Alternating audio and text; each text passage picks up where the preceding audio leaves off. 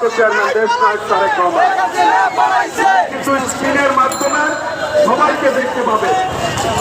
যারা মনে করছে আপনাদের